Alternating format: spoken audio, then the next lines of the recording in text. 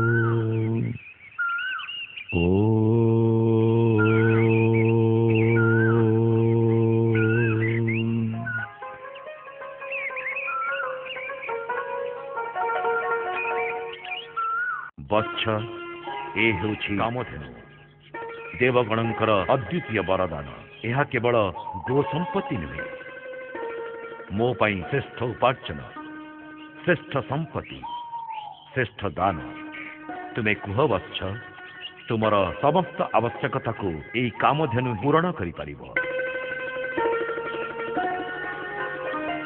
भाग्य बल महर्षि लाभ करथिले गोमाता कामधेनु को समस्त मनोकामना पूरण करिबा थिला जांकर प्रकृत क्षमता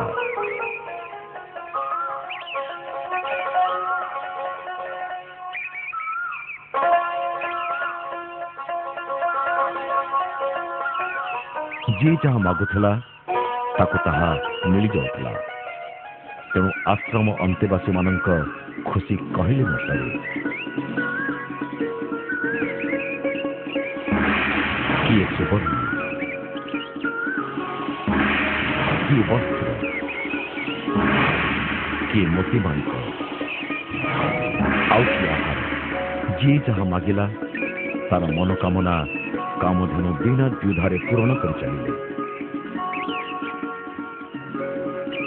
आश्रम परिसर रे स्वयं महर्षि वशिष्ठ शिष्य मानक नीति शिक्षा देवा सह गोमाता कामधेनुंकर महत्व विषय अवगत कराउथिले तांकर श्रेष्ठता प्रतिपादन करने जाई महर्षि गोमाता कामधेनुंकर सुगुणमान वर्णना करने को आरंभ करते कामधेनुंकर अवदान पुरातन कालरू रही आसी केवल कामधेनु दुग्ध माध्यम आज कामधेनु को उपलब्धि करहब कामधेनु दुग्धर विशुद्धता मधुरता और पवित्रता ही एहार श्रेष्ठ गुण कामधेनुंकर वरदान ही कामधेनु जहा अतुलनीय कामधेनुंक अद्वितीय वरदान विशुद्ध स्वच्छ कामधेनु दुग्ध आज आपणकर घरे घरे परिचित भगवान को शांति करिवार मुख्य उपाय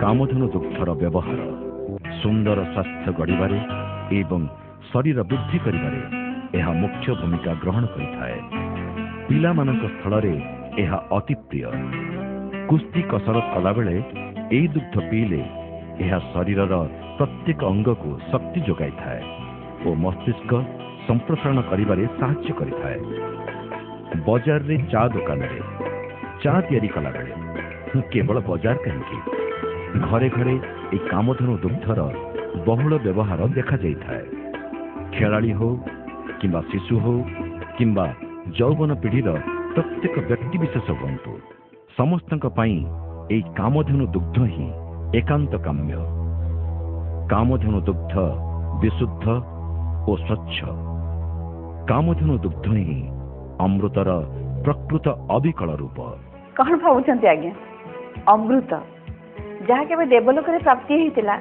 आज तो आम पाखे अति सहज सरल उपाय उपलब्ध आमर अति प्रिय कामधेनु दुग्ध। कामधेनु दुग्ध समस्त क्षीर ठारू अलग एवं यार एक भिन्न परिचय रही कारण यार उत्पादन शैली अति उच्च कोटीर। अच्छा आपन कहले बाजार जो क्षीर मिलूची आपन जो क्षीर पिउचंती ता विशुद्ध कि जदि विशुद्ध केते परिमाण रे विशुद्ध? कामधेनु क्षीर विशुद्ध। चलतु तार एक नमूना देखिबा। कामधेनु दुग्ध विशुद्ध बोली एहार एक स्वतंत्र मान्यता रही कारण कामधेनु संस्था माध्यम दुग्ध सुस्थ सुंदर और बलिष्ठ गाई मान ही संग्रह करा जाए। साधारणतः दुधियाली गाई एवं कौन रोग में संक्रमित हो नथिबा गाई मान यही दुग्ध संग्रह करा जाए। प्रथमे गोपालक माने निजे रखिथिबा गाई माननकु भल भाव धोई सफा कर दियंती। धोइला बेले सेमाने गाईर समस्त शरीर को ब्रश साहाय्य भल भाव घसी सफा कर दियंती, जद्वारा गाई शरीर रे कौनसी मैला बा जीवाणु सहजरे रही रोग सृष्टि करि पारंती नहीं। ए गाई माननकु भल भाव धोई परिष्कार परिच्छन्न कला बेले गोपालक माने विशेष करी गाईर पन्ना को भल रूपे धोई सफा कर दियंती, जहा फल पन्ना दे आसुवा क्षीर रे बाहरर कौनसी मैला रही पारे नहीं। गाई माननकु गाधोई देला परे गोपालक माने पाखरे रखिथिबा सफा सुतरा बाल्टी साहाय्य गाई ठारू दुग्ध संग्रह करती। एई दुग्ध संग्रह कला परे दुग्ध को स्टेनलेस स्टील धातु निर्मित केन रे रखिबा पूर्वरु सेई केन को डिसइनफेक्टेड पाउडर माध्यम रे भल भाव सफा सुतरा करी धोई दियंती, जेपरी सेथिरे तिले मात्र मैला रहिबार संभावना न रहे। देखिले तो केते रकम परिष्कार परिच्छन्नता को विशेषत्व दिया जाउची। एई दुग्ध को संग्रह करी गोपाल माने कोन करूछन चलतु देखिबा।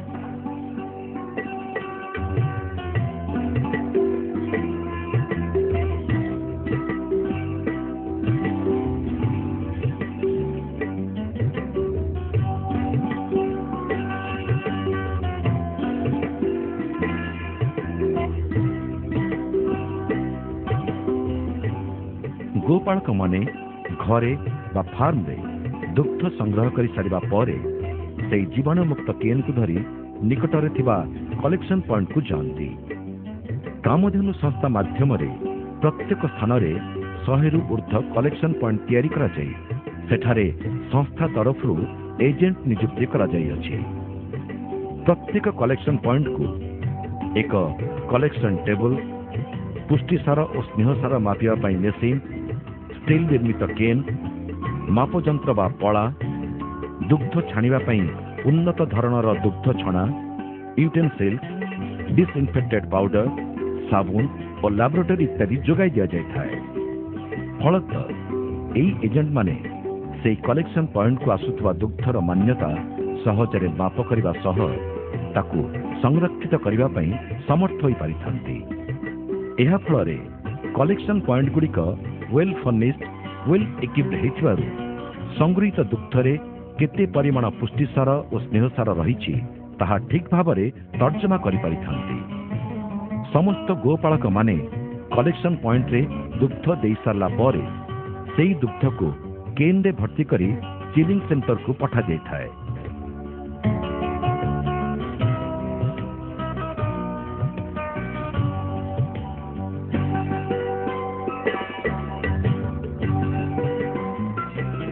बेले बेले आम भावु दुग्ध एत समय पैकेट सतेज केमती रोचे प्रकृत में एमती उपाय दुग्धर सतेजता को चिरस्थायी करते एत सब सुविधा सुजोग मिलूँ तेरे गोचाषी असुविधा कौन?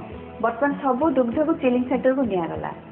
चिलिंग सेंटर आउ सब कौन कौन उपाय मान अनुसरण कर देखा। 30 रु 40 टी कलेक्शन पॉइंट गोटे चिलिंग सेंटर व्यवस्था करा कलेक्शन पॉइंट रे दुग्धर मान मापिबा प्रक्रिया परी चिलिंग सेंटर रे मध्य एही प्रक्रिया आउ थरे करा चिलिंग सेंटर को दुग्ध आसिला परे सेथिरो सैंपल ड्रॉ करा लैबोरेटरी रे दुग्धर मान्यता माप करा लैबोरेटरी टेस्ट परे सेथिरे थिबा पुष्टिसार और स्नेहसार को रेकर्ड करा और परे चिलिंग सेंटर माध्यम रे संगृहित समस्त दुग्ध को चिलिंग माध्यम रे यथा संभव तापमात्रा कमाई दुग्ध को सतेज रखा जाए। चिलिंग सेंटर दुग्ध को बाहर करी पुणी फैक्ट्री को पठाइबार बंदोबस्त करा जाए। 8000 लिटर कैपेसिटी थिबा एई टैंकर को प्रथमे भल भाबरे धोई सफा करिवा पई डिसइनफेक्टेड पाउडर रो व्यवहार करा जाए। टैंकर भितरे पसी धोई सारिबा परे टैंकर जीवाणु मुक्त होइथाए। तथापि एहा मध्यरे बैक्टेरिया लोड कम करिवा पई 150 डिग्री सेंटीग्रेड तापमात्रा पर्यंत स्टीमिंग करा जाई टैंकर को बैक्टेरिया मुक्त करा जाए। एही प्रक्रिया परे एही टैंकर मानकरे दुग्ध भर्ती करा जाए फैक्ट्री को पठा जाई थाए।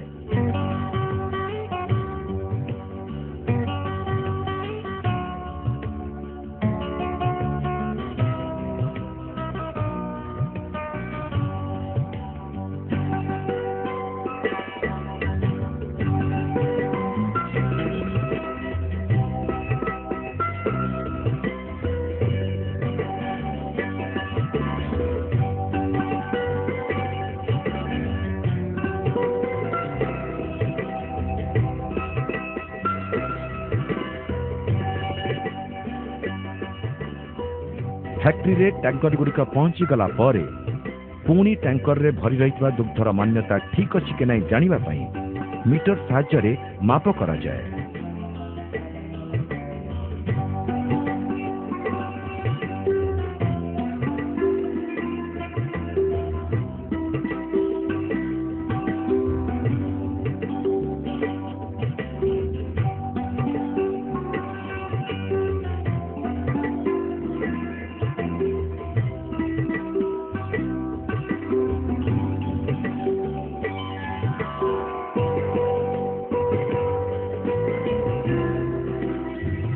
परे एई टैंकर रो सैंपल ड्रॉ करा जाए पुणी थरे फैक्ट्री रे थिबा सेंट्रल लैबोरेटरी को परीक्षा पई पठा जाए।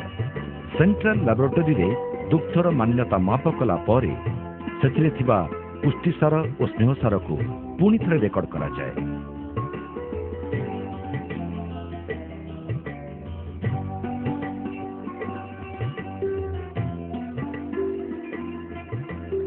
टैंकर रो दुग्ध को फैक्ट्री रे संग्रह करा जाए।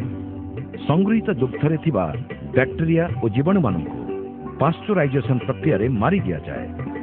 फलत दुग्ध रे थिबा अहितकर बैक्टेरिया और जीवाणु दुग्ध व्यवहार करुवा व्यक्तिर कौनसी प्रकार क्षति करे पारे नहीं। देखिले तो ए क्षीर केमती गाँव परिवेश रु अति सहज सतेज माध्यम दे कंपनी राशि पहुंची गला। यह द्वारा से केवल कंपनी लाभवान हुए ता नुह अनेक बेरोजगार लोक मध्य कार्यक्षम होता सीधा सड़क नहेले भी अनेक बेरोजगार लोक ए संस्था माध्यम रोजगार पथा पाई था। दुग्ध उत्पादन समस्त पर्यायर गोपाल भाई मान आरंभ कर कंपनी मालिक पर्यंत समस्ते लाभवान हबार सुजोग पर्याप्त परिमाण में पाई था। कंपनी को आसला परे भी से दुग्ध केमती सुस्थ परिवेश रे पैकेजिंग हब से विशेष ध्यान दि जाए। पास्चुराइजेशन पद्धति परे दुग्ध प्रोसेसिंग प्लांट माध्यम रे दुग्ध पाउच रे पैकिंग करा जाए। फैक्ट्री रे पाउच पैकिंग समय रे साधारणतः परिष्कार और परिच्छन्नता को ध्यान देवा सह ए पाउच रो पैकिंग ठीक अछि के नहीं ता परीक्षा करा जाय। एई दुग्ध विभिन्न दूरस्थान को पठा जाउथबारु किपरि नष्ट न हेबो सेतिप्रति विशेष ध्यान दिया जाय। पाउच रे दुग्ध पैकिंग परे फैक्ट्री थिबा शीतल भंडार मध्यरे ए पाउच गुड़ी को संरक्षण करा जाए। संरक्षित दुग्ध को कैरेट रे भर्ती करी बाजार को पठाइबा पूर्व ए कैरेट को भल भाव में धोई सफा करा जाए।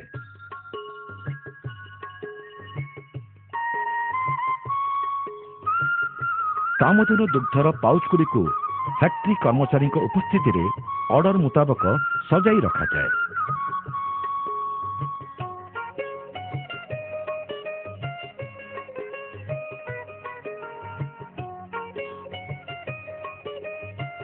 केवल कामधेनु पाउच दुग्ध नुहे यही कामधेनु दुग्धरु घी बटर मिल्क पनीर आइसक्रीम मिठा दही घोल दही लस्सी प्रस्तुत करा जाय थाए। आपण माने भाबुथिबे एते दुग्ध संग्रह करा जे कोन करा जाउची यार एते परिमाण रे व्यवहार देखी आ तो विश्वास करी हुएनी ଏଥିରୁ ଘିଅ ଆଇସ୍କ୍ରିମ୍ ଇତ୍ୟାଦି ଅନେକ ଜିନିଷ ତିଆରି କରାଯାଉଛି। ବିଶ୍ୱାସ ହଉନି ନା? ଆସନ୍ତୁ ଦେଖିବେ।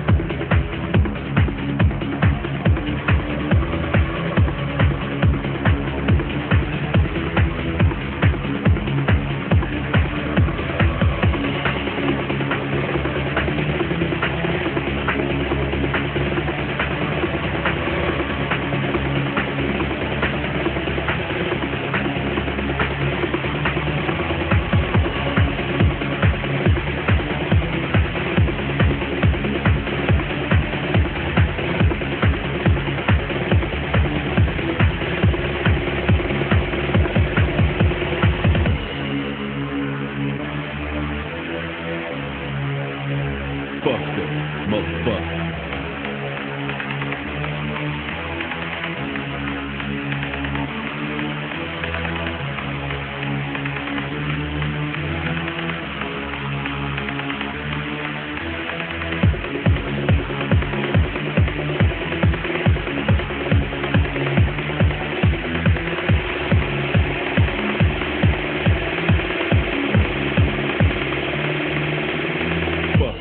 Motherfucker.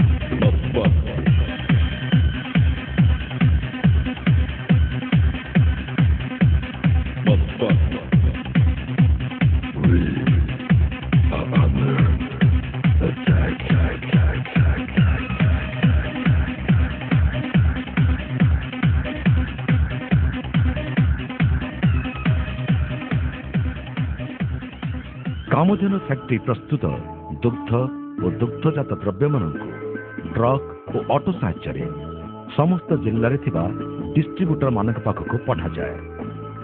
डिस्ट्रीब्यूटर माने पाखरे थिबा समस्त रिटेल दुकानी मानक सेमानंकर चाहिदा अनुसार दुग्ध और दुग्धजात द्रव्य को पठाई थांती। फलत यह द्वारा सबु वर्गर ग्राहक माने सहज और सुविधा उपाय रे उचित दाम रे एही दुग्ध और दुग्धजात द्रव्य को पाई पारि थांती। ताहले एमिति एक दुकान रू क्रय करुवा एही ग्राहकों को चलंतु पचारि बुझिबा से एही कामधेनु दुग्ध ने केते परिमाण रे खुशी। ये कामधेनु पर मोर बहुत लाइकिंग अछि काहेकि ना मो पिल्ला माने याकू व्यवहार करी कि क्षीर पी की बहुत सुस्थता अनुभव करछन्ती। तेणु मो समस्त को भी कहबी कामधेनु क्षीरटा यूज करंतु आपण भी से उपकार पाई परिबे। कामधेनु क्षीर खूब भल क्षीर आउ एटार स्वाद मध्य भल एवं एटा अन्य क्षीर अपेक्षा छिड़ी जाए कौन सा असुविधा हुए? कामधेनु क्षीरटा भल अन्य क्षीर अपेक्षा कामधेनु क्षीरटा भल पिला मानक पीवाक दिए आउ घरे चाहा करी शाशु शशुर को दिए। कामधेनुटा भल क्षीरटा तेणु आम तो व्यवहार करूँ कामधेनुटा तेणु आगे जो पास्चराइज काउ मिल्कटा अच्छी ताकू आम खाऊ जो आम मन भर धारणा जे कि जंक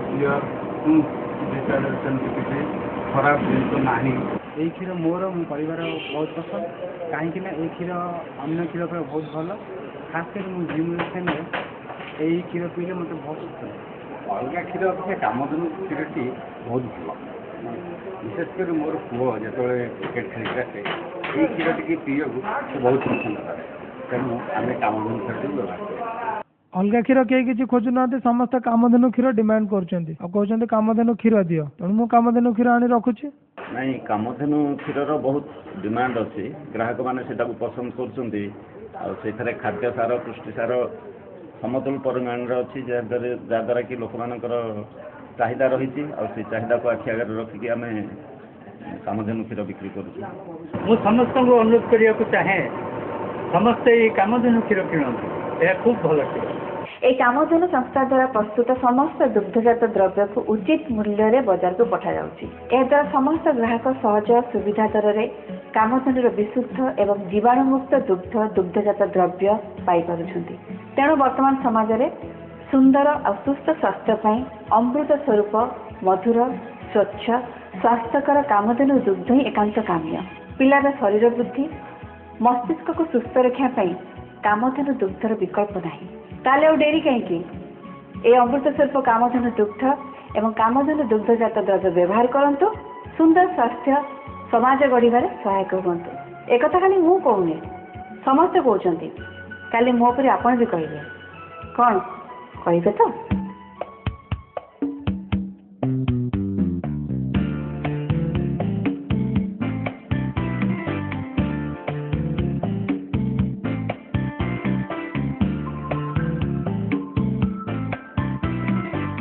କାମଧେନୁ ଦୁଗ୍ଧର ବିକଳ୍ପ ନାହିଁ। କାମଧେନୁ ଦୁଗ୍ଧ ସଭିଙ୍କ ପାଇଁ।